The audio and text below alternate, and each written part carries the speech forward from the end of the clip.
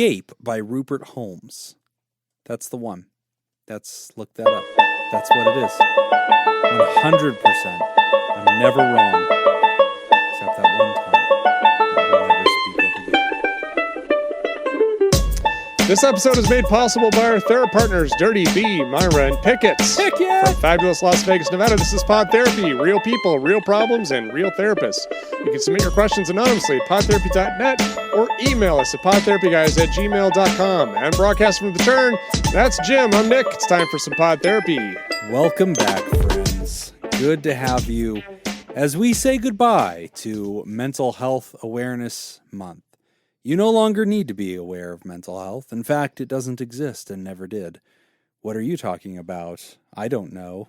I'm not aware of you. Fading to black. Welcome to June. And that's all the time we got for this week's show. Thank you for sticking with us for 7 years. And the awareness has ended. Oh, it was a good run. We had a lot of fun. We are ready to do our Funko Pop raffle. As you are probably aware, anybody that was supporting the show at patreon.com/therapy at the $10 or higher level got a raffle ticket for every $10 that they had pledged. We didn't much care if they, made a pledge and the little bell had rung and the money got transferred. We don't really give a shit about any of that. We just care about intentions, and so we are excited. We rallied up all of these different tickets. Nick, the game master, but now if you win it and you go back and you fucking cancel it before your credit card gets billed or something like that, yeah, I'm gonna make fun of you really bad. Yeah, Jacob just will stop us from sending it.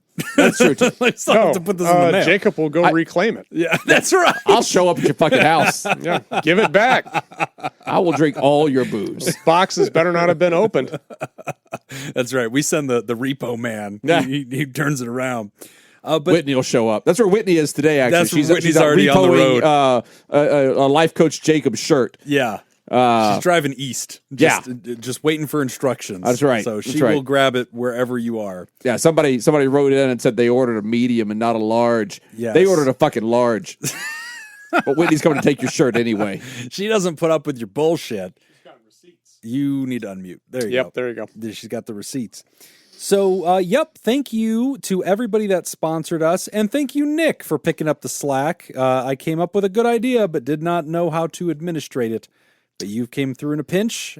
Thankfully, you are the Excel sheet wizard, and I imagine probably use those mighty powers for good instead of evil, like usual. That's how Stan Lee started his catchphrase. You know that.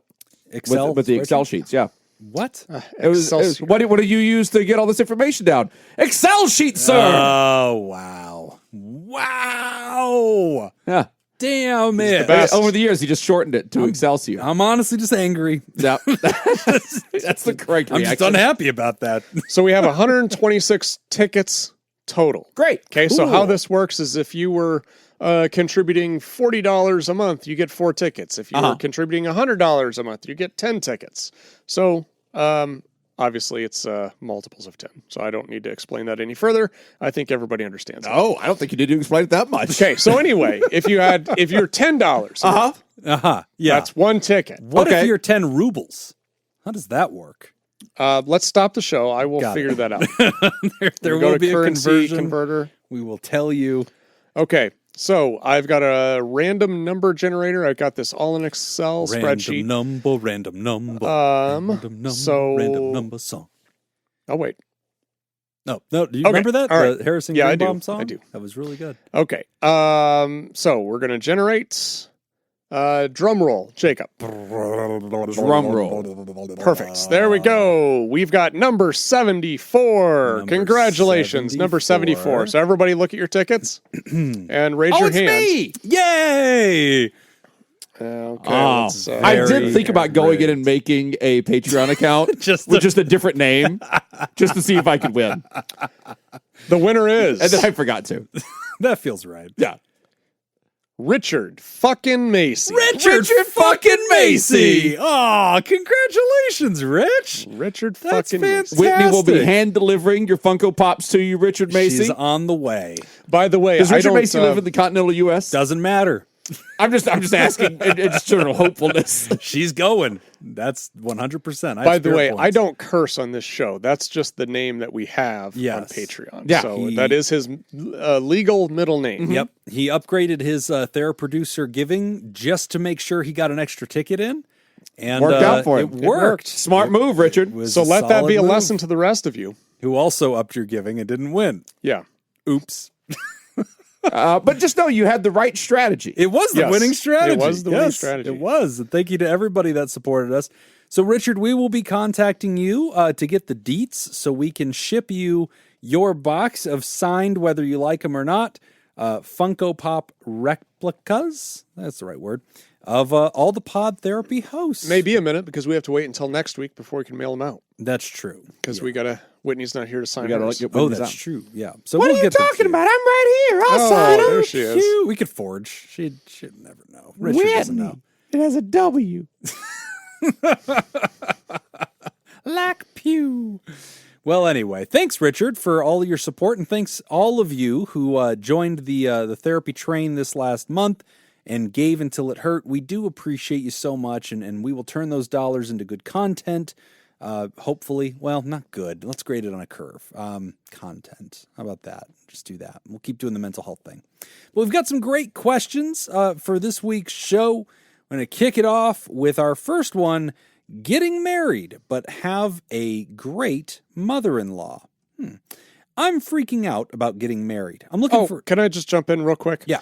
I shortened this. So, writer, I apologize. We had to shorten this just to make it fit in the show. Okay. The one in the script but is the just- shortened one? Yes. Okay. Copy. Yes. So just, I hope I did it... I didn't change the story any, but just letting you It know. doesn't matter. If you send a letter into a show, sometimes it gets edited. Yeah. I'm freaking out about getting married. Thanks. Looking forward to your answer. Huh. Oh, don't worry about it. It's fine. Yeah. I think I captured the I spirit. think you of got thing. the spirit of it. Yeah. Well, anyway, writer, just good luck with that. I think it'll turn out. You know, I bet your mother-in-law is going to be great. I'm sure. Yeah, there's a reference to it, but I don't know. She seems nice. I'm freaking out about getting married. I'm looking for advice. I'm terrified of my future mother-in-law. Recently, we went to see some wedding venues, and afterward, I had a full-on breakdown for 4 days, off and on.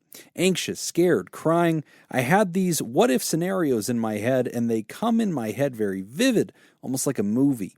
Usually it's of her ruining the wedding. From saying something mean to me, to her trying to control the wedding, to her purposefully acting miserable. I'm too afraid to get married because of my man's mother. Here is some background. My fiancé used to Zoom his mom every weekday from overseas. Whoa, crazy. It was Oh, very the contact intense. It was very intense. When she came and visited, I became second fiddle, and he would drive her around to shops, even though she is very capable of driving herself. His time would be taken up by her, and it's been that way his whole life. I would only see my fiancé once a week for an hour or two. It was horrible. She even once called his phone to talk to me and said she needs to spend more time with her son when we were on our date, which was uncomfortable and weird. About 17 years ago, I was verbally attacked by his mother. He was my boyfriend at the time, and we came back from studying and went to his parents' house. My boyfriend, his brother, and his mother and I were planning to go to a movie together. His mom came home, and she was in a very angry mood. It felt uncomfortable, and I thought about going home. She was upset because she hated her haircut she had. His mother was huffing and puffing, flipping about whether or not to go to the movie, so we decided to watch the movies at home. When he went out to go get the DVDs, his mother was in the living room, and I could hear her question why I didn't come and say hi to her. He told her because she was in a bad mood, and I heard her saying in an annoyed and angry voice, "I won't bite her head off," which scared me more so. I recalled that we decided to go downstairs. I'm not going to murder her. It's not like I'm going to fire this loaded gun at her. I recalled we decided to go downstairs to his brother's bedroom to get away from his mom's bad vibes. I remember my boyfriend punched the wall out of frustration. I've had bad experiences with my own mom growing up and being angry, so when his mom saw me and said hi, I froze and didn't say anything. His mom then turned around and said to me, "I won't bite you, but I will chew on you." I turned to my boyfriend, and he looked shocked. What? Yeah, that's odd. She then said... That's a weird thing to say to another It's just person. odd, yeah. She then threateningly said, "You can't hide behind him." I then just Well, how big reacted is he? and ran outside and began to cry.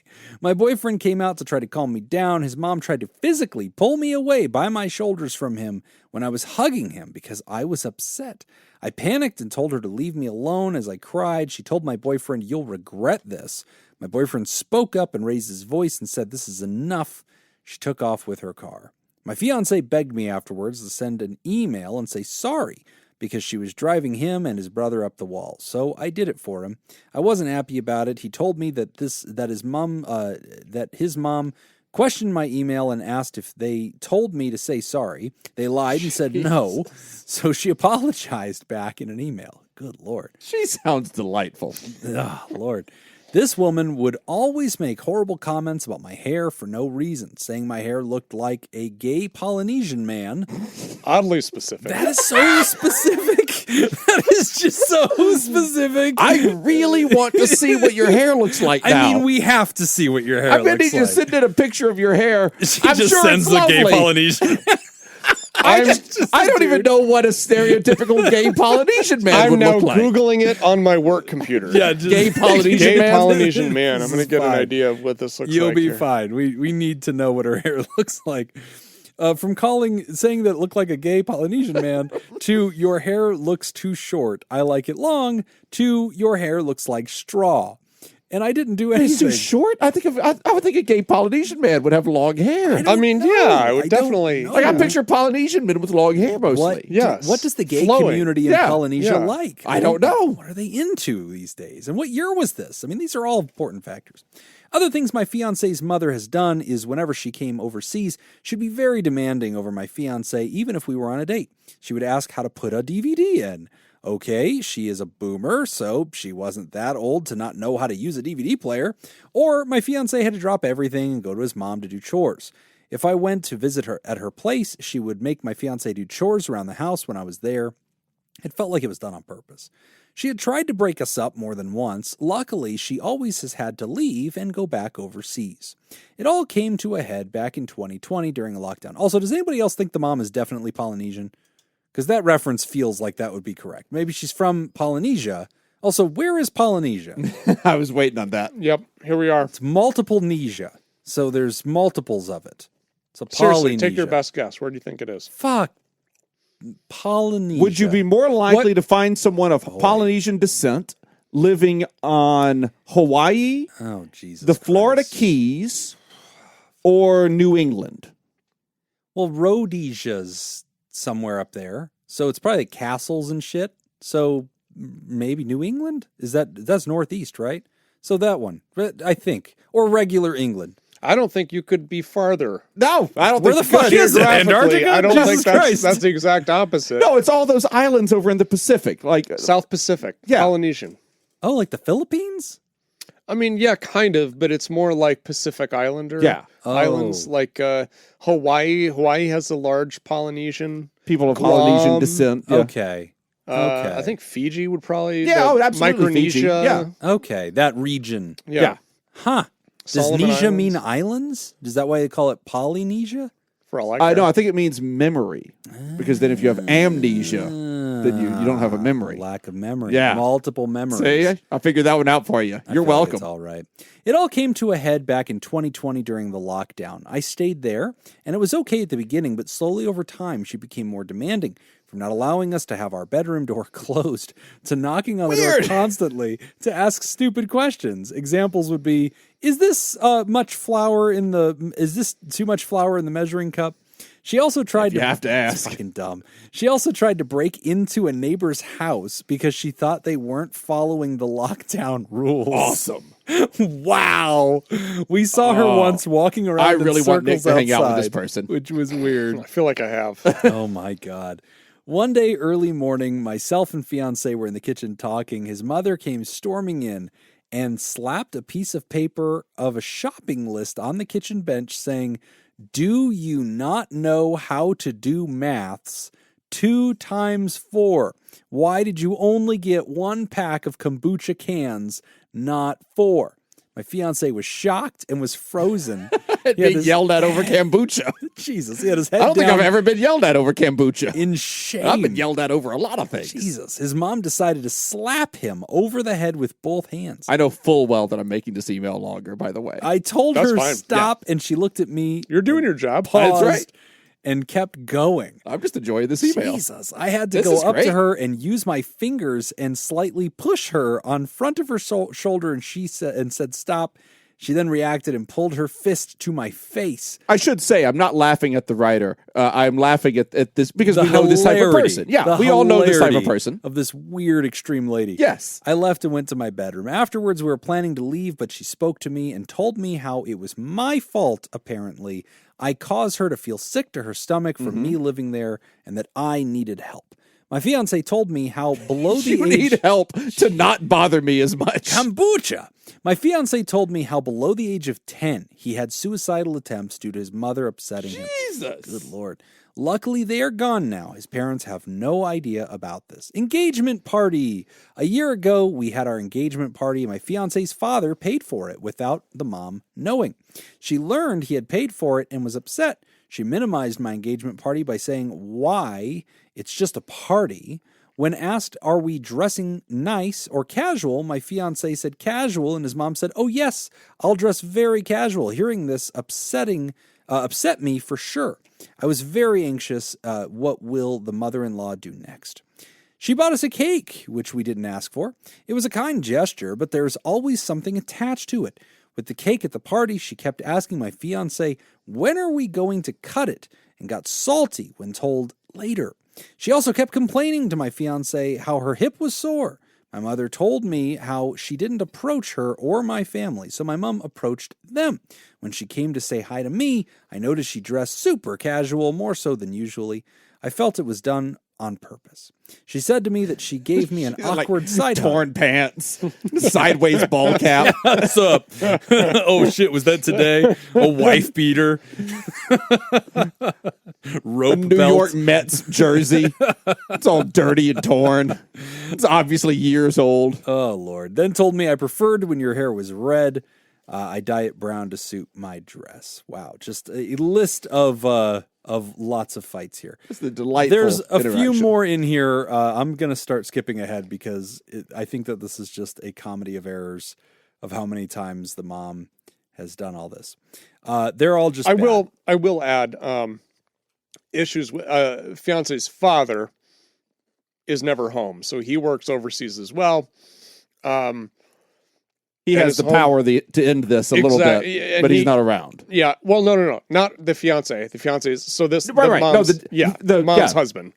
Yeah, so he works. It sounds away. like he has a bit of a way of getting Avoiding it. getting along. yes in by, these by being away. situations. He comes home for Christmas and maybe 4 weeks a month, or Right. 4 weeks a year. But he also did things like pay for the bridal party and everything. It was just like, yeah, she's not going to like it. Fuck it, we're going to do it anyway. She treats him bad, saying stuff to him like "Get up, fat Buddha, and go and hang the tea towels." Well, now that's just redundant at that point.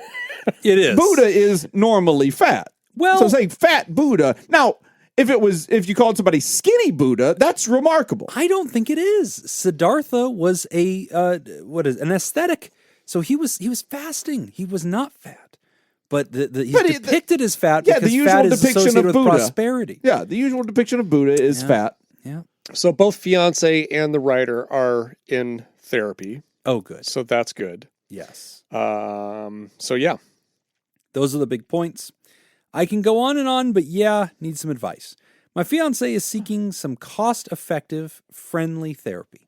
I'm currently seeing my therapist as well. However, I don't think they are experienced or have worked with family dynamics like this. No shit. Thank you for reading this. I really appreciate it, and understandable that it's so long. Thank you for your time. Keep doing the badass work. Really enjoy listening to you guys. From Anonymous. Gay Polynesian hair. so I don't see what the problem is. Yeah. Maybe try to be nice to your mother-in-law. She's giving you solid fashion advice. I mean, come on. Okay, so my mind immediately goes to Good Lord. where exactly is the fiance in all this? Sounds like he's got like a trauma history with mom. Yeah, he definitely does. And I'm just kind of wondering, is he going to be an asset to you? It sounds like is he going to be on board in enforcing boundaries with mother-in-law? Yeah. Or is he going to be kind of in the middle trying to keep both sides happy? my guess is he's going to be an asset to a degree. Yeah. Because, like, mother-in-law, in the other room, why didn't your fiance come in here and say hello to me? Well, because you're in a bad mood and you're in here yelling at everybody. Yeah. Tries to speak rational. Yeah, there's a little bit of rationality in there, it sounds like. So hopefully fiance is But it sounds like they on all, team writer. like mom's nitrogen. That's the thing is, it sounds like the whole family has just learned to avoid that orbit whenever possible. It's like just and so you keep got the that to fucking lid overcome. on it over, damn, man. 17 years. Did you catch that? The writer has been with boyfriend, fiance for 17 years. Mm-hmm. So I think they got together quite young. Even from the stories. I mean, coming over to boyfriend's house and sort of being harassed, and it sounds like she's a child at that time. Also, like, to be putting up a fight over your child's romantic life. Yeah. Mm-hmm. 17 years into a relationship. Jesus. Whether they're married already or not Accept or whatever, but like, move the fuck shit, on. this is done. Yeah. Yeah, you lost the battle, lady. Yeah. Good Lord. I mean, it definitely seems like there's... she definitely is trying to control what's happening in her son's lives, Yeah. as well as probably her husband's life, which is Right. why he's working abroad. Right. He's But happily I think- not there. Yeah, and it seems like just from having known people like this, Right. that when they feel like somebody is becoming independent, they have to find a way to get in and reestablish control over this Right. person's Yeah. life. Yes. And so it's going to get harder before it gets easier. Giggity. Definitely. I like that the writer says that fiance is, I mean, at the end of the question was, hey, how can fiance find affordable therapy? The spelling of a lot of the words and the reference to mum rather than mom, which I pronounced as mom throughout the letter because I refuse to be British. But it implies British. Smart. So I I don't say, think this is British, actually. You don't think so? Where do you No. think they're from? Because I kind of got the sense reading it that English was a second language. Okay. So I'm not exactly sure. Definitely European, probably. But yeah, so I mean, we don't really know what their healthcare situation is like. If it was British, I was going to say go to the BPS because that website is sort of like the repository of... I can't imagine that it's anywhere with kind of the universal health care because then it's just done, right? Kinda. I mean, some of these places, it's like there is healthcare, they do have therapy, but then there's a long ass line for it. Oh, okay. So it's like you could get it, but then it's like you'll be waiting. So a people year. end up buying private. You end up going care out anyway, You end up jumping and going out out of of the line, pocket. and then Yeah. it becomes this question of like, can I find affordable care? Right. I understand. A lot of this question really has to do with locality. I mean, obviously, we are an American show. Proudly, that's why we talk about gun ownership and purchasing guns in the Patreon and the smoking deals we get on those for Memorial Day. Literally How we smoking. can't afford healthcare. Yeah, we don't get to have health care, but we get to can afford remember the guns. troops. We get great deals on guns. Oh, my new amazing insurance kicked in 2 days ago. Oh, I have brand new amazing insurance through one of the huge mega unions in Cool. Nevada through the Culinary Union. Yeah, Like I've got that you that got shit culinary? now. Oh, damn! I'm excited. Yes, that's awesome. Yeah. Unions work, man. They kind of do. Yeah, I'm. They're on not board. 100% great. No, but like you ain't getting that any other way. Are you finally going to have a doctor look at that rash? Yeah, No. finally. I am not riding this rose train all the way to the station. I've come this far. Yeah, If you know what I mean. I've learned how to scratch it like a dog with my hind leg. So yeah, This writer actually, this story, the mother-in-law, actually reminds me a lot of an ex-girlfriend's mom. oh really? Like this, You had one of these? same kind of story where mom definitely had some serious mental health issues. Yeah. Probably, I never actually met her, but just interactions and hearing stories definitely to me sounded like a borderline personality disorder. Yeah. And the amount of trauma that family members, especially children, experience growing up in that environment. Because like the writer said, like fiance had multiple suicide attempts. Jeez. And when there was fights between mom and dad and mom would take off, he always assumed it was because of his behavior, something he did. Right. Yeah. And so like you definitely grow up in an environment full of trauma. And that's why I think in this situation, if fiance wasn't a very good asset to you, or wasn't a good team member, I don't know how to exactly say this, a good partner as far as setting and enforcing boundaries, it's not because he doesn't care about you or that he doesn't love you or anything like that. It's usually because he's dealing with his own shit. And it's really difficult to not, because he doesn't have his A game, and he's expected to kind of jump in and manage this relationship between the two of you. That's going to be very difficult. So I think, writer, I think you may have to kind of take the lead here as far as setting boundaries and maybe have this conversation with fiance. I was going to say, I think it's a sit down between you and your fiance. Yeah. And like, you have to explain what you just explained to us to your fiance. It's not going to be a surprise. Right. I would suggest doing it with as little kind of bad mouthing of the mother-in-law as possible. He knows. Because that's the thing. You don't need to. You don't have to. Yeah. You just say, you focus on yourself, focus on like, this is what I feel like when this is happening. I'm terrified that it's going to ruin our wedding day.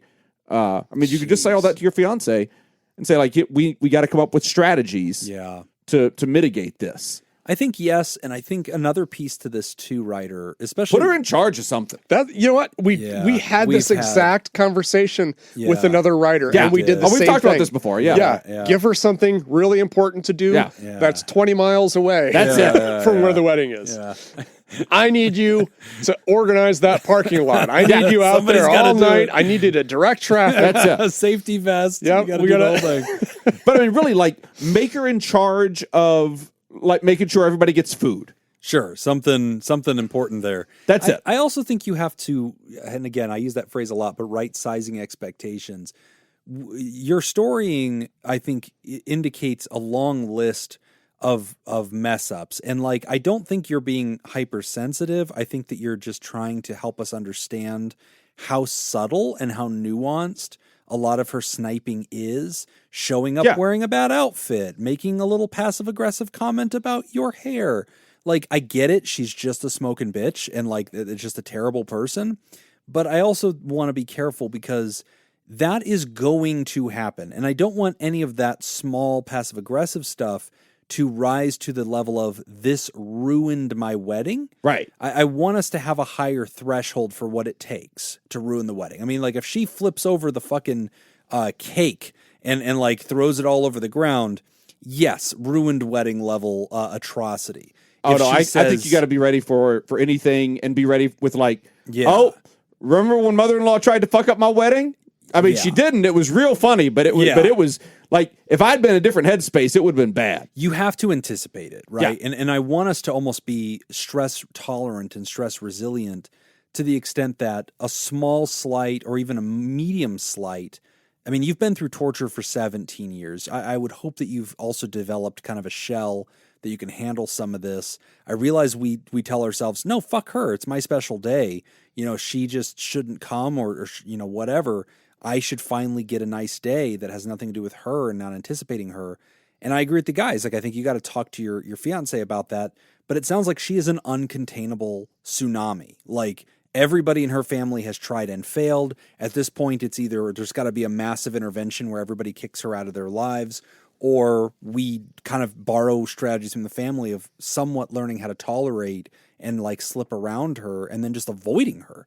You know, and unfortunately, you have to isolate a problem like that. But that's the only advice I would have for you on a mental game kind of level. Because I feel like if we set the objective to how do we control this unstoppable rebel force so that it doesn't make me feel bad on my wedding, I worry that now you're so preoccupied with her and playing chess and trying to anticipate every possible thing she could do and equipping every possible person to repel her that you're out of the day anyway. The day is ruined just because of the prep.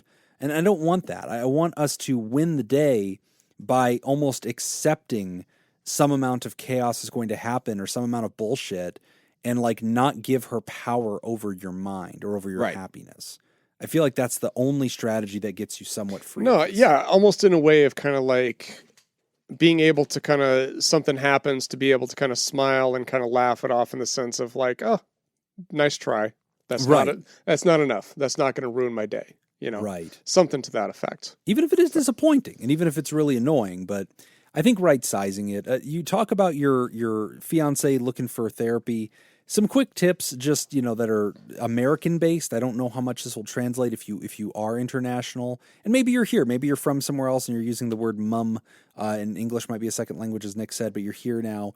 But yeah, so if you're looking for therapy that are affordable options here in America, one, I would go to podtherapy.net, our website, which I think we reference a lot, but I think not a lot. I mean, we usually tell people that's how you submit questions. It's also a repository for information. And so if you go into that website and go up to the search and just type into the search bar how to find a therapist, we have a very extended, because it's a blog, we have a very extended blog post that goes through every possible way to find a therapist that we could think of, and then puts them into categories of cost and like teaches you all the shortcuts. But some of the shortcuts are things like contacting local universities, finding out if they have a mental health clinic on their property, like University of Nevada, Las Vegas does. They're extremely cheap or free. That's an option. Looking for those junior level therapists that, you know, many states call licensed interns or associates. Other states have other words for them, but they are sort of that pre-finally licensed person on those learner's permits. They are usually going to charge less. That's an option too. If your husband or fiance is employed, looking through the insurance, looking through an EAP, an employee assisted program, often has access to a lot of care providers as well. And then there are sort of these cheaper options that you'll find now. There's Open Path Collective, which is a website where therapists will go to add extra spots in their schedule whenever they have kind of openings, and they're willing to do a reduced rate to fill those openings. That website specifically is a way to kind of find those therapists. So these are all possibilities, but I'm really glad that your fiance is willing to get some help because they obviously have a lot to work through. I mean, an obvious lifetime of pain from mom. And if you're going to start a new family together and, you know, maybe even have children at some point, this is going to be an ongoing reality. And so he's going to need all the help he can get. And it's really going to take that work because even with a lot of therapy, sometimes people will say, look, culturally, I can't cut my parent off. That doesn't work for me in my religious views or my cultural views or my personal values. And so I've got to somehow coexist with this person. And okay, that's a therapist's job to help them navigate that. But yeah, it's a really tough one, Ryder. Yep. Congratulations, though. We look forward to the wedding pictures. Absolutely. And you could do this. People do this. It's not fun. It's something that people are able to do. Yep. You're able to do this too. Congratulations to you and your gay Filipino man hair. I'm sure. I really want to see a picture of your hair. Polynesian. Shit. You're the one that put Filipino in my head. God damn it, I am. I didn't know this. We're going to take a quick break, and when we come back, Connecticut haircut. Your New Englander haircut. We're going to talk about a new substance use disorder therapist. You're listening to Pod Therapy. Today's episode is brought to you by Robert Brownie Jr., Mintz, Kayla Lansbury, Kevin Chamberlain, Ben Stanley, Adam Hathaway, Dan Martin, Lid, Heyo, Andrew Langmead, and Bug Nuts. Bug Nuts. Would you like to sponsor the show? Become a therapy producer at patreon.com/therapy. All right, our trivia this week, in honor of our therapy producers, is U.S. history. Oh, I'm going to crush this shit. And there's just two of you competing. Oh, all right. Yeah. Let me get another beer while you're reading. Same rules apply, as always. 2 points on the fly, 1 point for multiple choice. All right. Multiple guess. All right. What is the oldest European-founded city in the United States? Anybody want to take this one on the fly? I'll take it. Oldest European-founded city? Uh-huh. Yes. I can't ask questions like, does it still exist? Well, it's in the United States, so presumably it's in the United States. Founded could be abandoned, like Roanoke. So, like, I don't know. What? Yeah. Roanoke is a city in Virginia. I thought, well... You're thinking of the Roanoke colony. Yes! Oh. I was going to guess he was thinking Atlantis. There is a city called Roanoke in Virginia. Though. Okay, that's a different thing. Oldest, I'm gonna go with Jamestown. Okay. Oh, that's a pretty good one.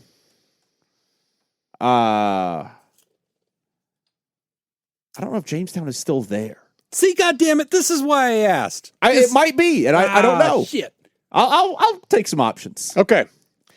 Jamestown, Virginia. There you go. God damn it. New Amsterdam, currently New York City. Go. New Orleans, Louisiana. Pretty old. St. Augustine, Florida. Ooh, man, New Orleans. Yeah. It's old. New Orleans is real old. I think the Europeans hit the upper East Coast before they got down south. I think. I don't know, because you got the conquistadors and shit. Maybe they would have come up from the south. I mean, that's the thing. My U.S. history knowledge is really good in like certain pockets and people coming over and from like 1920 to 1921. Yeah, I got really strong. Nail it. I will nail that trivia. But mainly September of 1920. Clearly September. That's when the action was. Fuck it. I'll hang out with Jim either way. I'll go Jamestown. All right. Okay, 0 points. It is St. Augustine, Florida. I wasn't gutsy enough to just play the game and go St. Augustine. Founded in 1565. Whoa. There By you go. Don Pedro Mendez de Avilas Yes. of Spain. Of course. The guy from the tequila bottles. Yes. Damn that guy. it. What was the first American state? Oh, there's one of them that is called the first state. Yep. That's their motto. Yep, it sure is. Shit. 13 original colonies. New York. Are you waiting for options? I'm Jacob, waiting for or you options. Okay. Delaware. Oh, that's pretty good. Oh, it might be Delaware. Shit. Now, do I want to still wait for options? No, I'm going Delaware. Yes! 2 points for both. Yeah! It is Delaware. Good job. Woo, Delaware. What city I was knew as soon as I heard it. I know it. What city was the first capital of the United States? Oh, that's Shit. I always get confused. It's one of two. Ugh. I will take New York City. Yeah, it's New York. I think it's New York. It's either New York or Philadelphia. I'm pretty sure it's New York. I'm going New York. 2 more points each. Boom, Yeah. Tie bitches. game remains. Man, you suck, Whitney. God. Getting dusted. Yeah, so the score is 4-0. Dead heat. Okay. Lewis and Clark led the first expedition to the Pacific coast. What were their first names? Tom. Ironically, they were both named Tom Lewis and Tom Clark. Actually, it was Clark and Lewis. Yeah, that's It was Clark Lewis and Lewis Clark. It was very And did confusing. you know that their secretaries were named Abraham and Lincoln?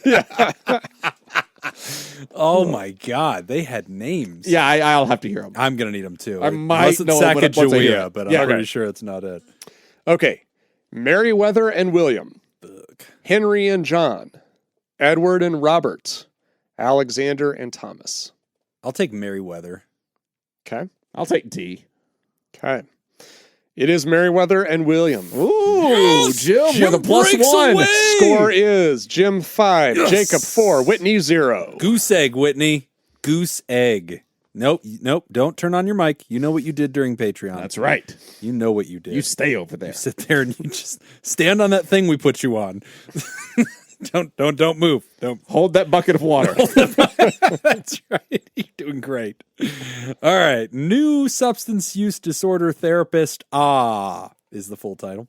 Hey, everyone. I think it goes without saying. This is the best show ever. It does not go without saying. You know what? It doesn't need But to be thank say you. it. Yeah, Yeah, please. it In does. fact, go to the reviews right now and say it. Go onto the Apple reviews or wherever you get podcasts. Especially if you're a Spotify listener, yes, you should definitely say it. It does not go without saying. We'll take 5 stars, please. I know it's sappy, but you all literally don't understand how much the show means to me. Not only do I feel like it enriches me as a new LMSW, licensed master social work. Correct. Yep. But I can laugh and have big thoughts at the same time. Thank you. That is really nice. I look forward to reading this exact line on the reviews. 5 stars, please. I am needing to hear some experience and advice today. For some background, I just got my master's in social work and passed my licensing exam to be able to practice therapy under supervision. Then I'll become an LCSW. I also have my certification in alcohol and drug counseling and have been doing that for a few years while I was going to school, working at a local rehab and outpatient substance use clinic. I've stayed with this agency after school, but post-exam passing, I transitioned into a supervised recovery clinician role at my agency and moved out of the recovery counselor role. Counselor for them equals skill building, education, case management, whereas a clinician equals more mental health, substance use disorder type therapy. No, thank you for the clarification.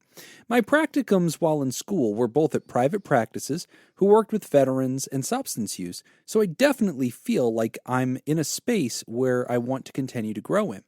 What I'm noticing to myself now that I'm out of school and not under the wing of an intern necessarily is I tend to go home and experience pervasive worry. I plan to discuss this with my own therapist and social work supervisor and explore if it's just a lack of confidence. But to be blunt, I'm just feeling anxious about the level of responsibility I've taken on. Working with this population, as you all know, with your employment history, there often tends to be higher rates of clients with suicidal ideation, homicidal ideation, paranoia, or delusions, and these cases are intimidating. I always make sure to staff the case very quickly to ensure that my interventions were appropriate for what the client needed. I also notice the worry tends to revolve around my own safety with this population. Fear of being stalked by a client, for example, as well as worrying if I've done everything I should have in the session to ensure the client's safety despite staffing the case. It stays in my mind. Also, curveball, I'm pregnant, so I'm not sure if that also heightens my fears about safety in the field by nature. I hope this all makes sense, but really, in a nutshell, I think it's partially the experience of really going out and doing the job at a more independent level for the first time, and learning to cope with the level of risk we walk through every day. Any experience or advice would be so helpful because I respect all of you, even Jacob, and would like to know if you went through this. That makes one of us. I'd like to know if you went through this when you started practicing for the first time. Thanks, New Therapist Anonymous.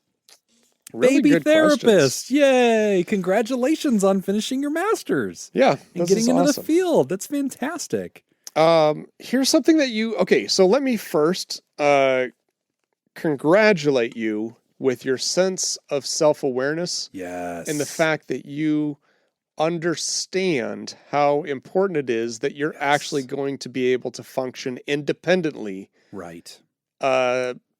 Because one of the things that I've noticed is that a lot of people don't realize that, even when testing. So in Nevada, for one of the licenses for the board, you have to do an oral exam. And I sit on that panel. And so I see everybody who comes through as they test and they're presenting.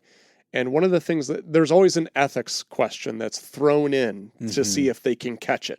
Yeah. Because you have to be able to identify what the ethical dilemma is, why it's an ethical dilemma, and how you're going to react Is this to the one where you take them to the train yard and those people are tied down? No, this and is they the have to one switch? where you plant fake drugs on your client. Oh, yeah. That one. Yeah. I remember that Yeah. test. Yeah.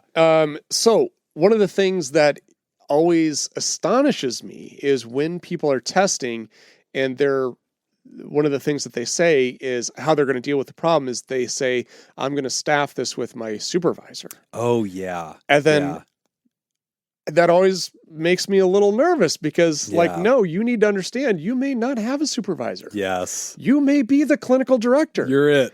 You're it. What are you you got to gonna know do? how to handle this. Yes. And so the fact that you even have a little anxiety about this makes me feel good. Yes. You should have anxiety about that. Yes. Because this is a real thing. So you're already ahead of the game, in my opinion.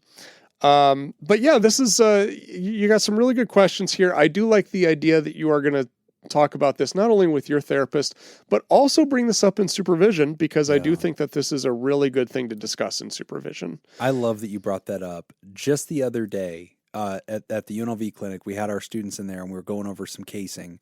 And there was a situation where we were bringing up a hypothetical case that was adjacent to something else somebody was talking about. And it was about suicidal ideation and like what to do about that.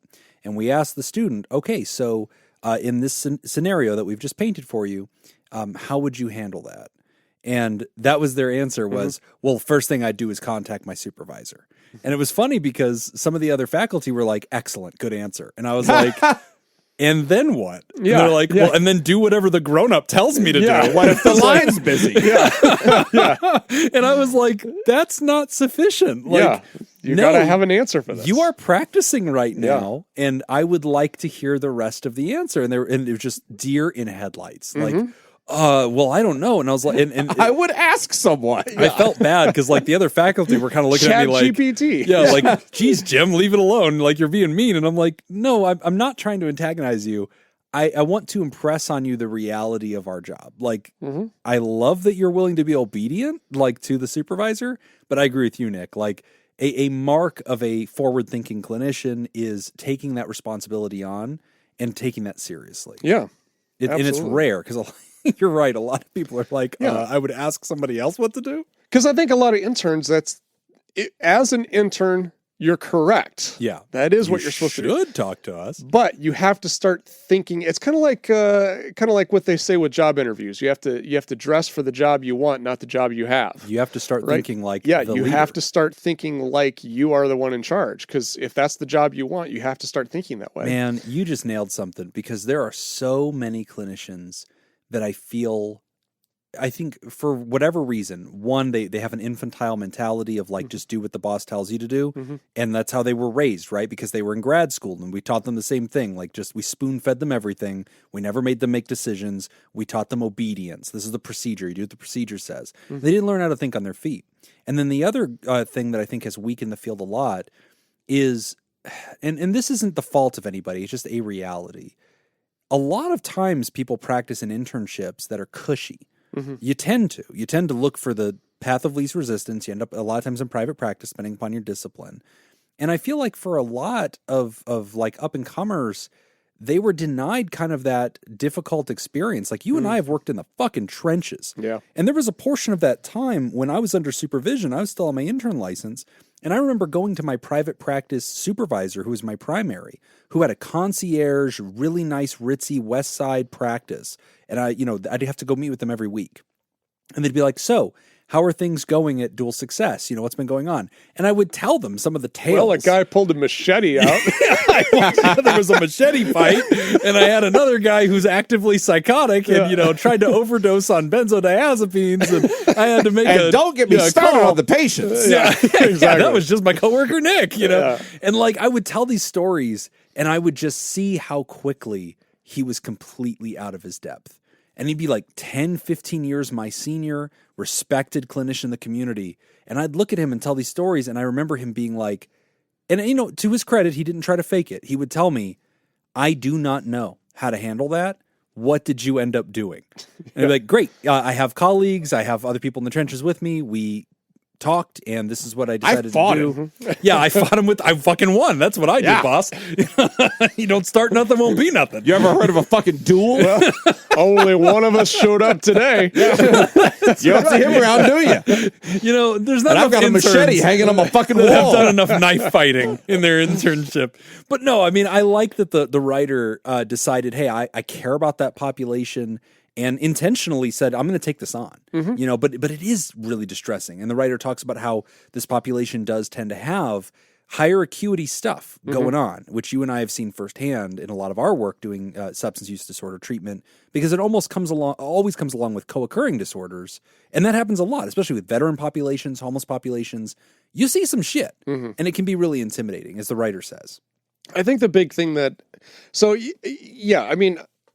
one of the things that I used to do with my interns, assuming like an internship, And when I say intern, for those of you listening, I'm talking about board internships. Yeah, we so should like clarify. internships, not like education internships where they're in school. I'm talking like the internship after you're done with school, you have an internship with the board that you were being licensed or certified in. Yeah. Okay. I use the phrase learner's permit because a lot of people seem to get it faster that way because Yeah. everybody's had a driver's license. Yeah. So you've graduated and now you're driving. You're out there in the world, but somebody's watching over you while you're driving. So You're on a learner's assuming permit. this is going to be like a 2-year-long internship, my philosophy as I work with somebody changes over that period of time. So like for interns in their first 6 months, yeah, you're going to come to me with problems. Yeah. Mm-hmm.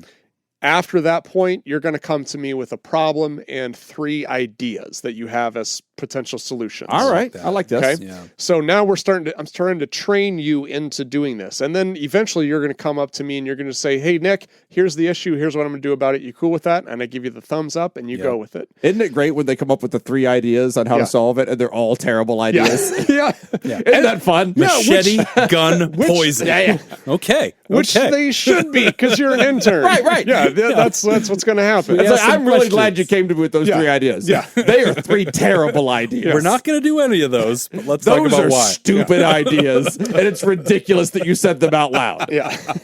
Put that machete down. You So don't know how to We're use going to it. give them some ibuprofen. That's So I not do, a nice. They have a headache. I do like that philosophy. I do like that you're kind of starting to think about that. Going back to the suicidal, homicidal ideation, stuff like that, one thing that always helped me is to kind of make a clear distinction of what I have power and control over, what I can influence and what I can't. I had a ton of anxiety about working with people because obviously you get into a situation in a profession like this and you're going to be loaded with imposter syndrome and feel like you're incapable and you don't have the skills to work with this group. One of my supervisors once said, look, you're not going to break them. Yeah. Like these people have been through a lot of shit. They're at the worst part of their life. Yeah. You think you have that kind of power that you're just going to say something that's going to throw them over the edge? Like, no, like they've got more resilience, and more survival skills than you're really giving them credit for. Right. So that's one thing, just to understand that you're not going to do anything that's going to all of a sudden cause somebody who has no suicidal ideation whatsoever to all of a sudden become suicidal. Snap. Yeah, it's not going to happen. Now, the best thing that you can do is understand that while you can't cause that, you should be aware of things that you need to make sure that you're doing to minimize danger. Yes. So you should have adequate training in how do I deal with somebody who has suicidal ideation, homicidal ideation, self-harm. You should have kind of a toolbox with that, which I'm sure you probably already have. You're going through this process. You have supervision right now, so you should be collecting those. Hopefully that decreases your anxiety a little bit. I mean, all you can really do, the best thing you can do is implement those skills that you have, document that you've implemented them, and connect them with resources. If you're able to identify areas that they're in risk, or you see that they are, on our analogy, they're rounding third base. Okay, then you need to step in, you need to do something, and you need to take action. You should know what those steps are. Now, that doesn't mean that they're always going to be 100% safe, unfortunately. No. That doesn't happen. And it's almost it's unfortunate, but like, it's sad to say this, but like, I remember when the first client I had that died. Yeah. I remember that. I was probably in my first or second year, and I was sitting in my office, and my direct supervisor and another counselor who was a more seasoned counselor came into my office, knocked on the door, said, "Hey, Nick, we need to talk to you." So I said, "Yeah, come on in." They sat down and they said, so-and-so killed himself. This is, whatever.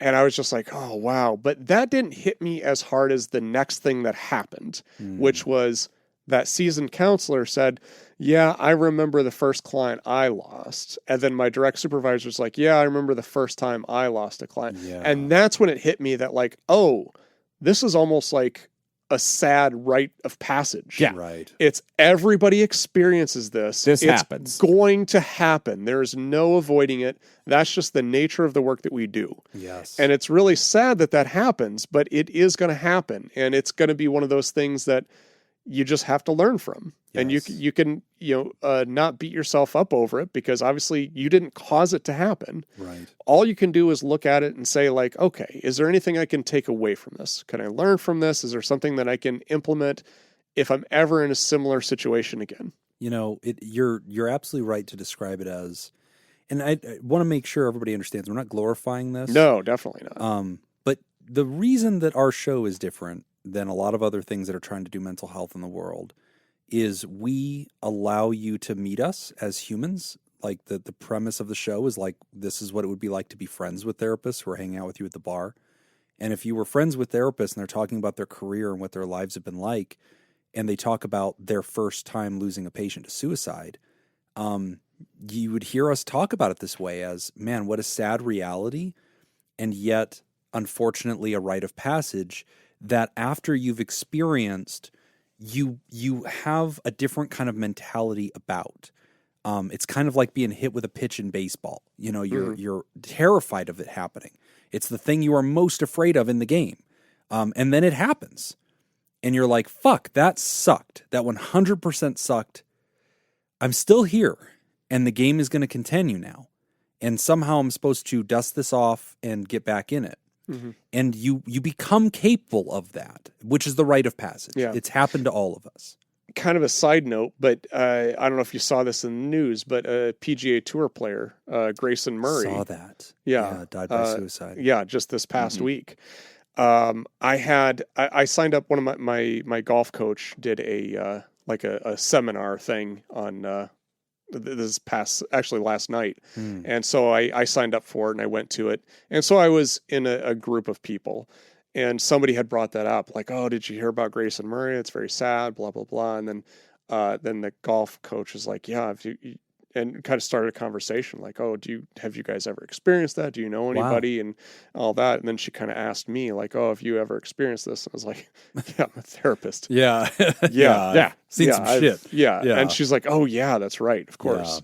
Yeah. And so, I mean, it was one of those things where I kind of had to chuckle for a second. Like, yeah. You almost forget that that's not part of people's lives. Exactly. Yeah. And it's sad that I don't want to say we become numb to it. No. But it's like, you just kind of learn to go on. You just kind of learn to like, okay, this sucks. This is terrible. What can I learn from it? Let's move on. So I like your respect for the fear, writer. You're working with veterans, especially veterans with substance use disorder. 23 veterans a day die by suicide in the United States. 80% of all suicides in America are men. 74% of all alcohol-related deaths are men. 72% of all drug overdoses are men. You're working with a heavily male population in veterans, and especially that have these co-occurring disorders. It is very likely at some point in your tenure that you will experience something like that, which is terrifying. And I know that you also wrote about the other fears of self-safety, which, I want to show respect for too. I think we can talk about that. Hell yeah. Sure. We're joking about the machete shit. That's not a fucking joke. That 100% fucking happened. And we were looking out of our little not even a fucking bedroom. What was it? It was an apartment, studio apartment. We had a safe full of money in our kitchen and cabinets filled with prescription medications, none of which were narcotic, but fucking lots of pills and a safe full of money. And you and I were standing on that linoleum floor looking out of that window. There's a goddamn knife fight in the street. Yeah. It was scary. And yeah, we placed bets, but it was scary. But we won some fucking money because we had that safe. So we had leverage. We're playing with a house coin. But no, I mean, we the mental health game, that's called capital. Capital. We've done some tough stuff. Before that gig, I worked at a men's camp in the middle of the forest. 48 bed. Guys were coming up there on parole out of prison. And like, it was a tough population. Yeah, we had veterans up there, but 48 men all trying to get along. There had been lots of incidences where something bad happened. So I worked in the Department of Corrections. Oh, that's right. Yeah. I had a job. It was not in the jail, but it was right next door to the jail. It was kind of a halfway house operation where all of these men had just left prison. They've all gotten out of prison. And so they had to go to this facility. They had to stay there pretty much most of the day, all night, and most of the day they were able to get passes to like go out and come back. Right. But it was a facility for co-occurring. So all of them had severe mental health diagnosis. All of them had some sort of substance use diagnosis. And it was like, there were some incidents that it kind of got a little dicey. It gets choppy. Yeah. But I do want to just normalize that fear for you, Ryder, because you're new to the game. But I also want to share with you that here we are, we're talking about all the intense things that we've seen. We've seen violence, we've seen criminality, we've been in the orbit of those things because to treat that population, you usually end up near that population's, area of life or whatever's going on. But in all of my years, I have never seen, experienced, or heard of a colleague being harmed. Never had a situation where a colleague was hurt or harmed or taken hostage or anything scary like that. We've had situations where, you mentioned that you're pregnant. I assume you identify as female. But, there's, of course, situations where that population especially may develop transference, right? And may have feelings for their therapist. First time a human's ever shown them kindness. It happens to be a woman and they bond to that woman. They may have feelings for that woman. You will learn how to deal with that, as we've all done, and we've all had these separate instances. And lots of our female colleagues working that population have had to learn how to adjust and help train people that, hey, I'm not available, but, I care for you. And we've got to learn how to see that kind of affection in a platonic way and in a medical way. And it gets done. So I just want to reassure you, because I know that can be intimidating, especially when you're pregnant, you're feeling kind of vulnerable and you're like, oh my gosh, I'm kind of working in this tough area. Like, is something bad going to happen to me? Is something going to get delusional? You do need to take proper safety stuff. If you haven't been doing good safety training, I would encourage you to do that on your own. Sometimes facilities and programs don't do a good job of putting that in front of you. That was really helpful for us. For all of our employer failings, and there were many, one thing I did appreciate was I always got something out of the safety trainings. Like, they did a pretty good job because they had just worked with that population for so long. They had real insight that was beyond textbook bullshit. It was like, here is how you walk into a home. Here is how you check on this population. Here is how you protect yourself. Yeah. And that was going to be my next point too, is like, next year I will have worked in the field for 20 years. Damn, you're old. I know. Isn't that crazy? Nope, you're old. It's so young though. I Nope, look so not young. at all. This baby face that I got. Grandfather time. But It's the onesie that really makes you look youthful. That's is, what yeah. it is. Yeah. Those The rosy baby onesie cheeks. that Nick insists on wearing. The oversized lollipop he His chubby carries little around. legs. Yeah, it's very odd. But yeah, like I can think of one or two incidents in which like somebody, a clinician, was in legitimate danger. Sure. And usually it's because, and it's not somebody I know personally. It's usually something that I heard story about. of a story. Yeah. It's very rare that situations like that happen. And it's usually because, and this is something to take a look at, whatever organization you're working for, look to see what their policies and procedures are, because the organization should have safety protocols, policies and procedures. And if they don't, you should encourage them to come up with some and write them, because every organization should have that. Yes. And just good training on that. I mean, and a lot of common sense stuff, which you'll learn by doing. Like I've told the story on the show about how working with that population, I learned to hide all my social media, because a gentleman who was very friendly and very kind went to great lengths to figure out my family members' names. And so, I had to look into that and figure that out and shut it all down. And he was harmless, but good. Identified a leak in the boat, so we fixed that. So this is how you'll grow. This is what you're going to be doing under supervision. But Ryder, long term, and I just want to say this to validate something, because you haven't mentioned this, but I just want to point it out. As much as we're praising you for working with this population, there's a reason why a lot of people burn out with it. There's a reason why it's sometimes hard to find folks that are good fit for it long term. And one of them is what you're talking about. Sometimes folks say, look, I got a kid on the way. I don't feel good about this. I'm having anxiety about this population. I'm carrying around too much. I need to kind of minimize my contact with it.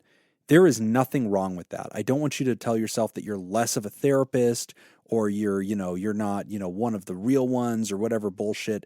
That's all dumb. It doesn't matter. We're all here to do what we can. Nick and I eventually moved away from those populations. We don't actively treat them anymore. We did our time. And you may just do some time and then move on. And if you're also exploring moving on or moving to a different pop, I just want you to know there's no shame in that. It's really just about finding what's a good fit for you, doing the most amount of good where you can. And that's it. And if you're putting good out in the world, you're doing good with these populations, any populations, you're fighting the fight of mental health. And you're not less of a therapist if you decide that for whatever season of your life, you're not going to work with the hardest, baddest, toughest cases. And I disagree with Jim. Stay with SUD treatment. We need more counselors. There you go. Yeah. We're desperately short. All that being said, you did wonder in your letter if it was all just because you were pregnant, and the answer to that is yes. Yeah, all these easily. problems will go away 100%. As soon as you have that baby. That's how that works. The 3 males in the room all agree. Yeah. No, trust me. We know. No problem with that question at all. How crazy are pregnant ladies? Am I right? You guys get it. They're always crying and shit. That's probably what this is. Good luck, writer. Thank you for listening to our show. Thank you for saying such nice things. We can't wait to read your review, which I'm sure will be posted shortly. We're going to take a quick break, and when we come back, we're going to talk about the implications of a suicidal ex-wife on a child. You're listening to Pod Therapy. Today's episode is brought to you by Robert Brownie Jr., Mintz, Kayla Lansbury, Kevin Chamberlain, Ben Stanley, Adam Hathaway, Dan Martin, Lib, Heyo, Andrew Langmead, and Bug Nuts. Would you like to sponsor the show? Become a therapy producer at patreon.com/therapy. I believe I'm up. +1. 5 to 4 to 0. Come on, Whitney. Oh, no. Let's go. Jesus, Whitney. Pew, pew. Making Texas look embarrassing. Texas. When was the first U.S. dollar printed? Oh, fuck. Like what year? I need a day, a time, Minute. yes, what year? Sheesh. Dude, it's going to be earlier than 1776. Because, I mean, when the Congress comes together, wouldn't they start printing their own money? I'll let Jim guess pre-1776 as his guess if he'd like to. Can Okay. I take all of it? I can take You can just take of- all the years before 1776. Fucking take If that. it's up to Jacob. Yes. Okay. Sign Hey, me yeah. up. Jacob's cool with I'm that. going to wait Gentlemen. for options. Okay, all right. Your options are 1798, Fuck. 1810, God damn it. 1845, Shit. or 1862. It's a U.S. dollar. It can't exist before the United States. That's what U.S. stands for in the U.S. dollar. God damn it. God damn it. Fuck. So does he get everything after I think 1776? so. No, he's still got to pick an option. No. He sunk my boat. I'm going to take all of those options. You can't just Jim take the had over. infinite years. I do not previous to 1776. No. You have to I'll pick take one. 1777 on. Into the future. Into the future. They may not have printed any of them yet. Shit. Okay, you know what? I'll allow it. God damn it. For 1 point. Yes! But I will give you each Bonus shot. a bonus shot. I'll take A. Okay, 1798. Sure. That's probably the right one. Was I don't know. I don't know when 1780? the U.S. dollar No. started to be printed. Because I know states had their own money for a long time. I honestly don't know the answer to this question. 1798, which Jacob picked. Okay. 1810, 1845, or 1862. I want 1790, whatever he picked. I want Okay. the same one. So you're also on A. Okay, so you're both wrong. Yeah. 1862. Interesting. the shit? Yeah. What? What were Because we states have- using? Well, silver, gold, states have their own money. Yeah. That's why I got it wrong. No, that's you got it it. wrong because you picked that's before why. the United States That was was all the thing. the United States. Oh my God. Yeah. It was Okay. the green Tie backs. game. Tie game. Except for Whitney. She's Yeah. still losing. God, she's so bad at this. Okay, she can come back though. Because the last one's for bonus, $1 million. Oh, you Yeah. guys are going to like the bonus questions. Okay. Number 6. What was the first U.S. national monument? Huh. Not going to say where it is, huh? That would It's give it in away. the United is or States. was. What? Might not. Like if it's in National D.C., there are a lot of fucking monuments. It is not in D.C. I'm going to take a blind stab. Okay. I want the Washington Monument. Okay. I bet you double or nothing on your doctorate. Okay. Oh shit. Oh, I can get another one. So you get ownership of your doctorate back if it is the Washington Monument. If it's not, I get the real one.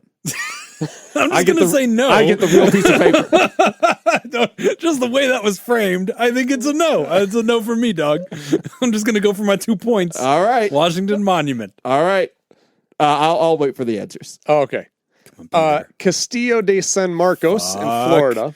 Come on. The Statue of Liberty. Shit, be there. Devil's Tower, Wyoming. Fuck. Or George Washington's birthplace. Oh, He just are these not the same thing? No, the Washington Monument is not. George He Washington's wasn't birthplace. born on his own monument. The monument is. He also said roughly 10 seconds before you said Washington Monument that it's not in D.C. Yeah. Fuck. He's not born in D.C.? No, he's not. Nope, he was not. So when it's the first, it's the first national monument? Yep, the United States, the first United States national monument. Miss it. What is it now? Castillo de San Marcos in Florida. Statue of Liberty. Yep. Devil's Tower, Wyoming. Okay. George Washington's birthplace. Man. Blind guess. I'll guess Florida. Devil's Tower, Wyoming. Oh. September 24th, 1906. There you go. Became the first What? United States national monument. It took us that long to make a damn monument? This don't feel right. Well, we didn't make the monument. Yeah, we it was already declared there. it a monument. Huh. And we Okay. probably did that because of the Spielberg movie, The Close Encounters of the Third Kind. Yeah, which was filmed a year before in 1905. Right. Yes, correct. That movie holds up better than you would think It does. a 150-year-old Yeah, I watched it movie would recently. be. I would like to, way ahead of its time. Yeah. Your Honor, if I may, 'Kay. which, I don't know, I need fucking an unbiased third party. 'Cause- That's me. Thanks. Jacob, I'd like to declare shenanigans. Oh, shenanigans has been declared. All right. Shenanigans is in session. Unintentional We now may or may shenanigans. not get to the last question. Manslaughter shenanigans, if you will. Okay. The Washington Monument was built October 9th, 1888. Now, I realize there's probably some legal definition of a monument, but it's called the Washington Monument. Was it built as a monument? Was it a monument first? I believe it was just always the monument to Washington. It's the Washington Monument. That's what it's I think called. it is. 1888. Yeah. But look up the definition of a No, national monument. And I'm in agreement with that. I'll bet No, the you there's national a monument legal is going thing. to that's going to be a thing. It's going to be a classification Yeah. that they had to It is. invent for some special Yeah. reason. Probably because they had to come up with a reason why corporations can't just fucking take things or something. So they had to make a monument. or so that Coca-Cola doesn't advertise on Devil's Tower. Probably. Yeah. Yeah. So, but I just. All right, I have a ruling on your shenanigans All right, claim. all right. Thank you. Fuck you. Moving on. Shit. Good call. Tough but fair. Damn it. Firm but fair. Which branch of the U.S. military did John F. Kennedy serve in? Oh. I boy. think I could give you options, but why? Oh, no. I think we all know what they are. Space Force. Lock it in. You read my mind. I think Air Force. Okay. Oh, yeah, that feels right. Jimmy Carter was in the Navy.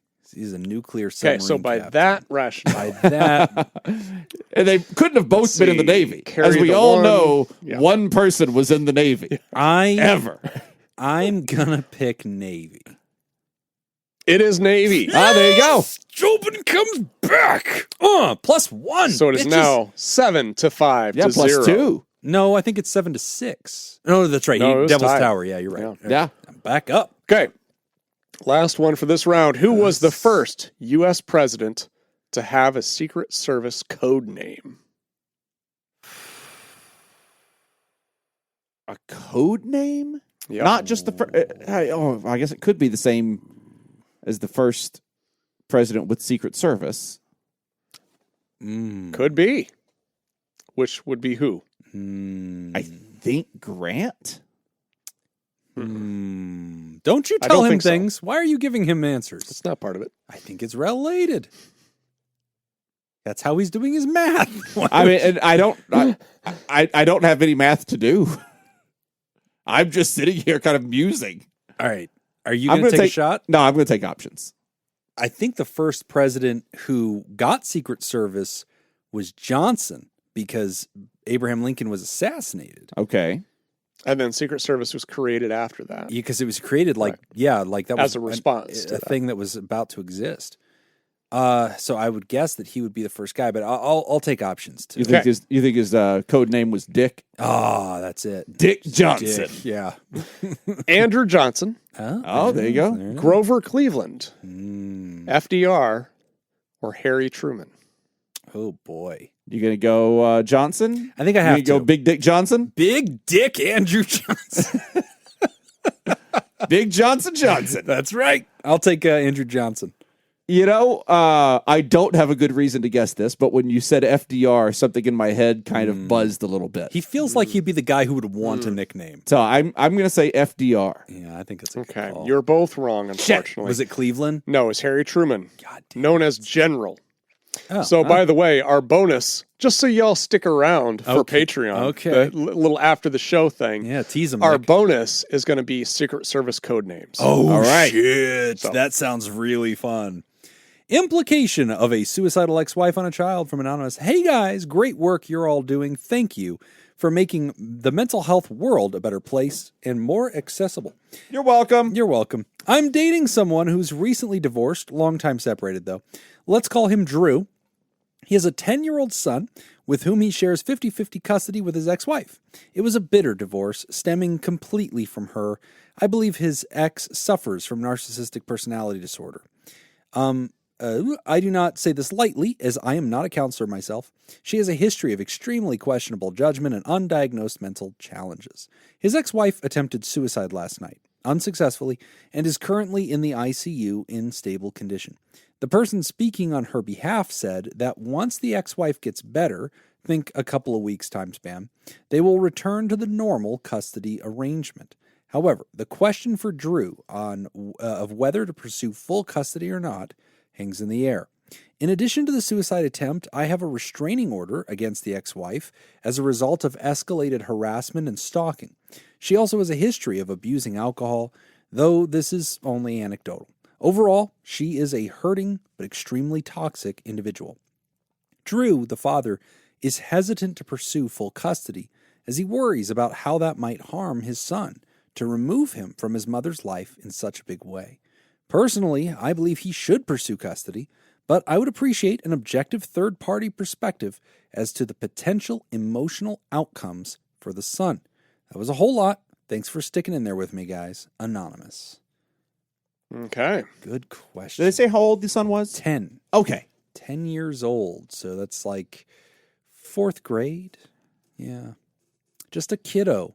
It's a really tough one. I do want to comment, though, Ryder, how much I appreciate that your tone and the way you're describing this person who has obviously caused you a lot of pain. Yep.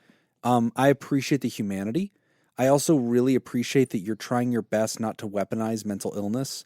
I could tell in the letter that you're trying to do your best to say, look, here's the facts, and I'm also going to give you some impressions, but I also want to make sure that I'm not villainizing somebody. They're suffering. Even how you chose the language, suffering with narcissistic personality disorder, that is one of the first times I've heard it put that way, and I really appreciate it because it is meant to be described as a disease, and it bugs me that people often weaponize it. So just a real quick pit stop on the way you chose to present this. I like the way you write. That was very human. You know, I think you're the best too, Ryder. I disagree, Ryder. I think you're passable at best. Top 5, but not the best. Yeah. You're not exactly the Andrew Johnson of new spouses. This is always an interesting dilemma that we face. And I used to come across this often, working in, foster care. Actually, too bad Whitney isn't here for this. So I bet she'd have some really good input on this. I'm here, Nick. Hey, Whitney. Pew, pew. I think it's always challenging because when we're talking about like custody, we have to kind of look at both sides of that coin. Yeah. Kind of weigh both sides of that scale.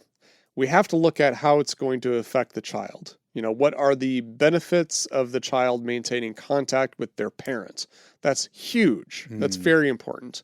But we also have to weigh that against sometimes parents are toxic, and sometimes they can cause more harm than they could do good. And that's a very difficult.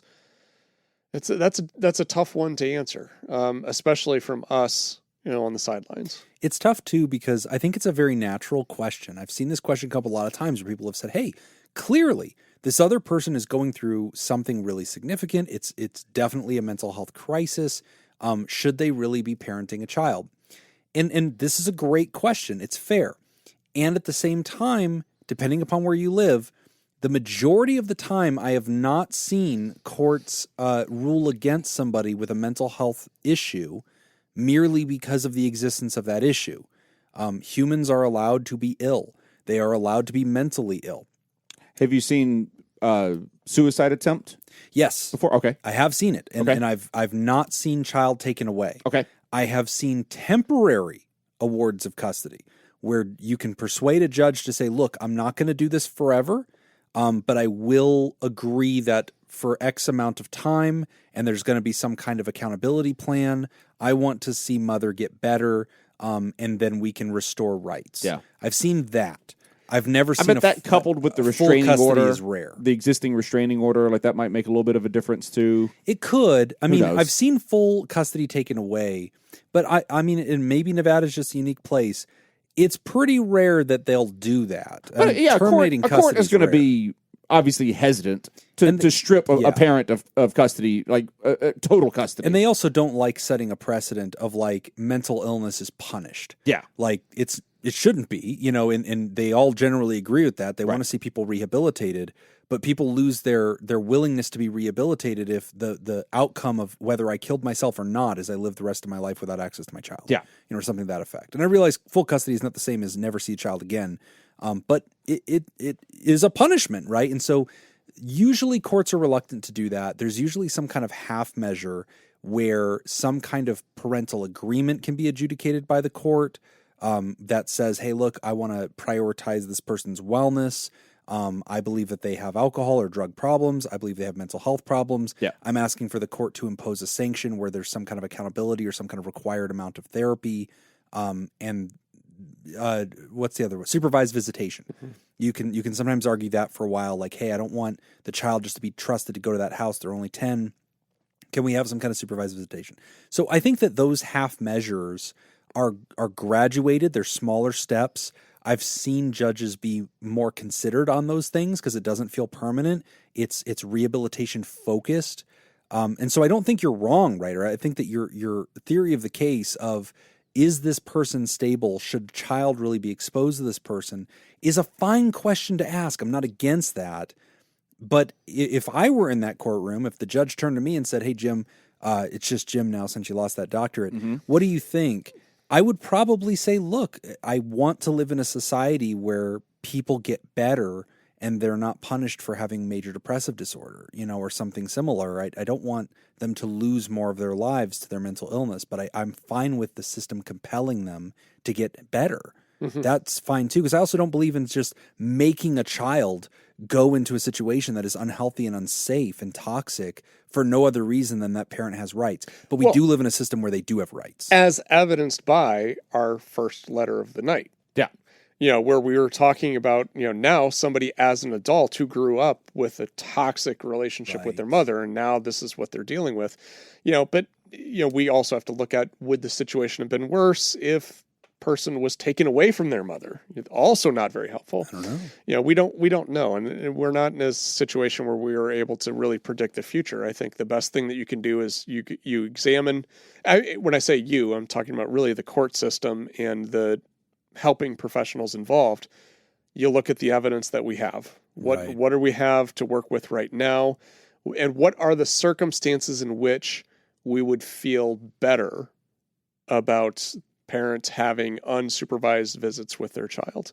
Yeah. And then so you kind of create those as milestones. Like when we see X, Y, and Z, then we know that we can feel confident that child is going to be taken care of. Yes. That's fair. And again, that's a milestone, data-driven approach. It's not punitive. And again, most judges are not going to be like, okay, this person is, going through major depressive disorder and is struggling since their divorce, which is considered a precipitating event for many suicidal ideations and crises. Now we're just going to start taking away custody. It's not typical. All that would dissuade people from getting help. Yeah, then nobody's ever going to tell a therapist that they're depressed or that they're suicidal. Or if they did, like, let's say that she had attempted and then last second called 911 or something, that's the reason she's in the ICU. Like maybe she self-reported and whatever. There's no incentive to do that. There's no incentive to get better. There's no incentive to follow through with therapy, which the ICU is going to ask her to do. I mean, she's in the ICU. She's holding on to life. So like when she rehabilitates, there's going to be no incentive to get help. I do like having some kind of response because sometimes people will say, look, like your husband might say, look, I feel bad for this person. It's the mother of my child. She's struggling. I don't want to poke the bear or add to her sorrows right now. What if that capsizes the boat? A very human thought, and I'm not against that thought. But I also like the idea of measured accountability, a proportionate response that is not punitive, but says, look, I have a responsibility as a father to make sure our child is okay in your presence. I also, as a co-parent, want to make sure you're okay. Parenting a child is hard. It is stressful. There's a lot that goes into this. They're a sassy little preteen. Like, things might be overwhelming for you. I'm prepared to step up and take maybe 3/4 childcare for a while and all the responsibilities that go with that. And I'm going to insist on some accountability measures to make sure you're getting well before I trust our child back in your, individual care. So something like that, Ryder, would probably be a measured response. It meets in the middle. It's reasonable. I've seen judges support that on a temporary basis where there's going to be follow-up and follow-through. I like that better. I also don't like at 10 years old. I mean, I don't hear you fully saying, like, this is going to rob this child of their mother for the rest of their lives. I don't like that being the way you lose a parent, is like, mom attempted suicide. She was going through a lot of mental health stuff after the divorce, and so I never saw her again. Or like, it was very rare after that. I don't like that being the parenting strategy for this child. I think two parents are often good. Even if a parent is not great and not an ideal parent, usually the existence of a parent is a positive thing. And, that seems to be what I've seen, so I don't want that person to just disappear because of this crisis. I want them to be rehabilitated and for a co-parenting agreement to be kind of put forth in front of a judge. I do acknowledge the challenging situation that you're in, though, Ryder, in the sense that you're dating this man. Oh yeah, dating. Yeah, so they're dating, and this is really you're kind of in a passenger seat position here. Yeah, you really don't tough. really have a big say in this, and this is going to be something that he's going to have to make some decisions. And I think you're kind of in a supporting role in that. And your boyfriend may say, look, I appreciate the complexity. I'm worried about my kid too, but she's never given me a reason to worry for my child's safety. Her safety, sure. Her sound mind, sure. But I don't think she's driving my kid drunk. And I don't think that, she's ever abused my kid. She's volatile and toxic and weird to you and me, who are grown-ups, but she feeds my kid breakfast, lunch, and dinner. Homework gets done, tucked in bed, and then she goes and drinks herself to sleep and cries. Like, okay, that's a lot of parents right now. You also have to think about the kid a little bit. And I would, this is going to sound weirdly selfish, I think, for the writer and for dad. You have to kind of parent through this also with the idea, like, first and foremost, you got to think about the kid's safety. Sure. If the kid's safety is at risk, then you have to act based on that. That's it. Short of that, you also have to think about, what am I going to do that isn't going to make my child hate me in 8 years? Right, right. 7 years, 6 years. Yeah. Because if, let's just play this out, and let's say that next time mom attempts this, she is successful. Right. If while mom is attempting suicide, the child can look back at it and say, well, while mom was doing this, dad was just fighting for custody. Right. Boy, is that not a thing that you want to have, on that docket later on. Not a great look. Yeah. It's not a great look. You're absolutely right, Jacob. I mean, like, you got it. And that's a terrible, obviously, a terrible possibility. But I mean, you do have to think through again, if the child's safety isn't at stake, you have to think through like future repercussions of these actions. Yeah. And 10 years old is old enough to have an opinion. Oh, yeah. And, Dad I was 10 when my parents got divorced. Yeah. Like, I had opinions. Dad's talking to kid. And, kid might like you and you guys might have a great bond, but there's nothing that will compare to the parent. And dad and kid might need to talk. And kid might be saying, I'm scared for mom. Yep. And it would break my heart for you to, steal me away right now when mom needs me in her life. All mom's got left. Right. And like that's shitty. I don't like that kid taking on the world like that. I get it. And this is why we usually don't, pounce on somebody in that vulnerable state. Usually the system wants to take a rehabilitate, kind of model. Let's see this person get better.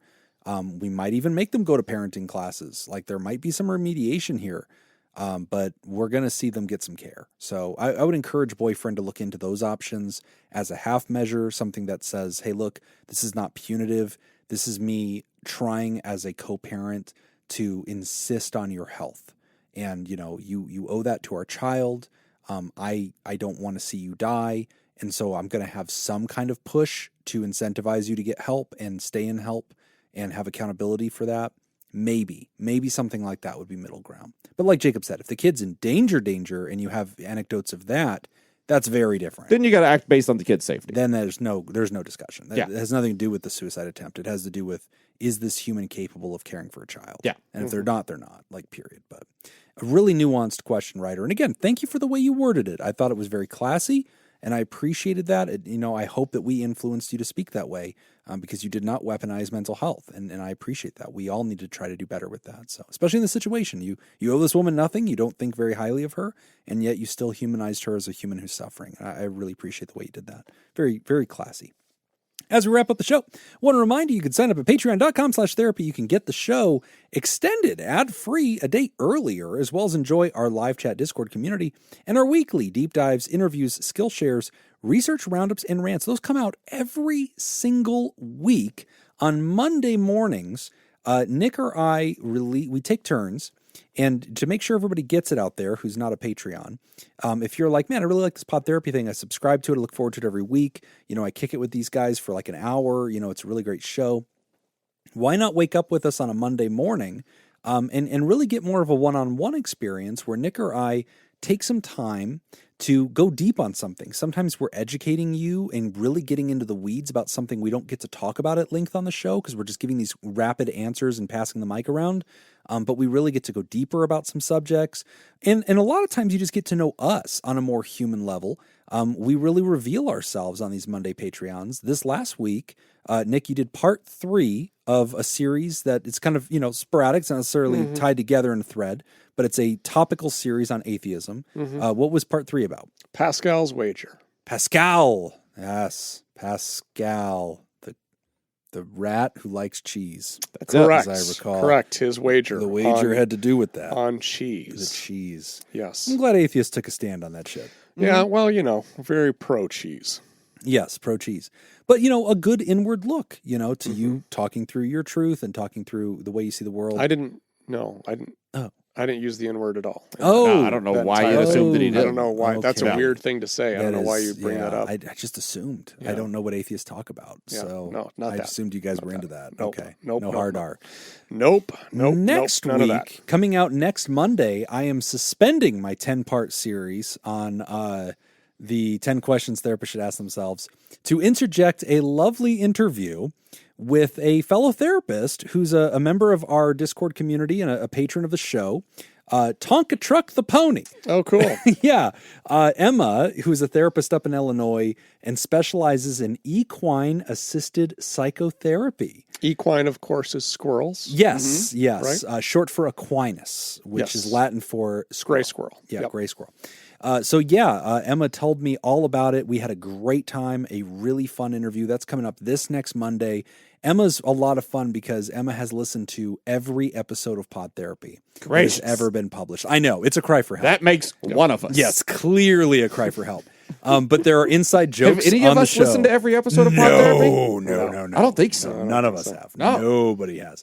Maybe the episodes that Mono. we weren't on, we didn't listen to. I don't listen to the ones I'm on because I need plausible deniability.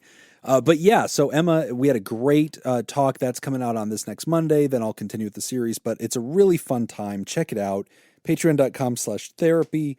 All your support really matters. It's allowed this show to exist for the last 7 years and hopefully for another 7 days. We want to keep it going. We want to welcome some new people to the Theraparty and some upgraded memberships. Who's new in the tribe, Nick? We got a new Therapod. Welcome, Autry Johnson. Autry Johnson, welcome to the Theraparty. That's it. That's it. Okay, this other one doesn't count. Okay. We'd also, do we need to do the first of the month wrap? We do. Welcome to the first of the month. On the first of the month, first episode of the month, we always recognize all of our theropods and therodactyls. Monthly, of course, we recognize our theraproducers every week and our therapartners multiple times throughout the show. But thank you, theropods: Robert Paulson, Polygon, Colin, Scoopstronaut, Corey Owens, Joseph Pangrazio, Christine Phillips, Gavin Bristow, Carrie Terhark, Stacy Westerlin, Tracy Replogle, Kiwi Fruit Scoop, James K, Chelsea Saracen, Craig Little, Take It EV Podcast, Sustainable Transportation for All, Don Dorr, Jim Hunter, Adam Rabiznik, Todd Canfield, Felicia Butler, David Sorensen, Shayla Bullock, Lauren Izzo, Stacy Coleman, Adam Petanuzo, Matt Lenegren, Scooper Ascending, Ian Soto, Jessica Cyphers, Lee Popsicle, Dr. Scoop Little, Mama Ninja Scoop, James Dawson, Sarah Olo, Grumpy, Lake Mead Park Ranger, Sam Buck, Karen McCulloch, Megan Smith, What Weekend, Some Nobody, Lila, Be Gay, Do Crimes, Kelly Gagner, BP, Nippy, Brian Emra, Drew Helligy, Alec Lancaster, J.D. Congan, A Literal Pickle, Matthias Vandebrandt, James Hubble, Max the Ginger Scoop, Ken Tinsley, Andreas Saavedra Molina, Water Girl, Stacy, Protect and Scoop, Anana Nurse, Smells Funny, Julius Capel, Brady Malichik, Matt Kubik, Chad the Safety Lad, Walker Fluke, Philip Guyton, Tim Mystery, Almost Doctor, Nurse Joey, Duffy, the Slowly Getting There Therapist Bear, Christopher DeGursey, Kierkegaard, Irvin Yesanton, Trisha Ortiz, Joel McMillan, Melissa L. Geisler, Chris Conway, Kirsten Johnson, Laura B., DJ Seward, Mississippi Hippie, Scott A., Patty Glad, Fifi, Eli, Heather W., Kyle, Freya Lawson, Todd V., Anthony Camerata, David Williams, Kate Police, Mark Orellana, Buddy Dobbins, Eric Dyer, Emma Kane, hey, that's Emma, Glitch Scoop, Trontastic, Aletta Balais, that feels right, Stephen Landon, Shy Ruparel, Adam Balaz, Kenneth Wong, John Finlayson, KJ, Mr. Poth, K. Pizzle Dizzle, Robert Cole, Temporary Reality, Jeff Darnell, Carmen Perry, Jamibi, Rachel Rakowski, nailed it, Jacob Hurt, Syncitium, Ray J. Shark, Recreated, that feels right, Persephone Hazard, Silka Daniels, Nathan Mookie, Jenny Rose, Jacob Billingsley, J.W. Reynolds, a.k.a. Scoop Jesus, a.k.a. Scoop Cheese. What does Scoop mean? James S., Alex Jardine, Anna Ivanovnik, yeah, go with it. Juan Monterey, Dylan Colopi, Gray, Autry Johnson, welcome Autry, Ben Sherman, Chea Orenstein, Chris Courtney, and that concludes my list. And thank you to our Therodactyls: Ice Blue Scoop, Brian Lehman, Scoop Brady, Fred Bashara Jr., Andrea Anderson, Scoop Lindsay, Frozen Cusser, Lori Eltsroth, Robert Ward, Richard Bruins, Linda Brandmeier, Cy Shonigan, Scoopy Jess, Okie Scoop, Dank Butter, Brooks Lyle, Scoopatron, Lovely Spark, TKO, Matthew Johnson, Jim and Manu, Brogan Hastings, and Adam Warren and Alina. And we'd like to thank the benevolent, revered, generous, and flagrantly pro-therapy diehards who love you all so much that they give till it hurts. The Therapartners, thank you, Dirty B, Myra, and Pickett. And go ahead. And we want to especially thank our bosses, the mysterious and shrouded Illuminati members of the fan club, the Theraproducers. Thank you, Robert Brownie Jr., Mint, Smitty Scoop, Ben Don, Judy Schneider, Kayla Lansbury, Mrs. and Mr. Hot Dog Scoop, Malia, Leon Kassab, Mason Miller, Richard fucking Macy, Carolyn Albert, Kevin Chamberlain, Tess Miller, Sammy Scoop, Ben Stanley Slap in Your Face, Sarah Smith, Adam Hathaway, Byler T, University Jeff, Mike Helm, Paris, Samantha Cohn, Darren Cunningham, Lib, Team Monaco, Thunder Cougar, Falcon Scoop, Matt Lisa Tangeman, Hell Leo, Oscar Swanrose, Sonny Boy, Sloppy Kai, motherfucker, Sandra McWaffle, Dan Martin, Hannah Marie, Andrew Langmead, and Bug Nuts. And Jake Schneider, since I missed you on that list. Sorry. Jake Schneider! Woo! Sorry, just putting you back in there because I want to fix that for next time. If you would like to hear this episode uncut and unedited, And why wouldn't you? and enjoy our spontaneous side You projects, can't be Whitney when I'm being Whitney. We're both Whitney! go to patreon.com/therapy. We are all Whitney. I feel like that's true. Patreon.com/therapy. And thank you for supporting mental health. That's all the time we get for this week's session. I want to thank our landlords, Matt Mattingly's Ice Cream Social Podcast, and thanks to those of you who contributed to our show today. We really appreciate it. Remember, pod therapy isn't something you keep all to yourself. Share the episode with the world. Tag us on the socials when you do. It's at PodTherapyGuys on Instagram and Twitter, and it's /PodTherapy on Facebook. Don't forget about all the extra goodies at patreon.com/therapy. Do you want to submit a question to the show? Ask anonymously at podtherapy.net or email us at podtherapyguys@gmail.com. I'm Nick Tangent. I'm Jim Jobin. I'm Whitney. Thanks, and we'll see you for your appointment next week. Secret Service code name, Okay. motherfucker! Let's go! Here we go. So these are all, I'm going to have to do these in a weird order because I don't want to put them in order. Otherwise, they're going to be easy to get. All right. I will give you the code name. You have to name the president. Oh, so these are all going to be post JFK or JFK or later. Got it. Okay. Okay. Eagle. Because they have to be post JFK. No, yeah. Okay, gotcha. Go ahead. They don't have to be. They just are. All right, just letting us know. Okay. Yes. Eagle.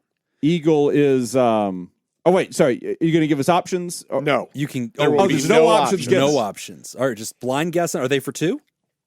Fuck it. 5. Let's do it. Shit. Yeah. I'm gonna throw Eagle. Give me. Nope, that's not it. Give me. Fuck. Post JFK. Give me.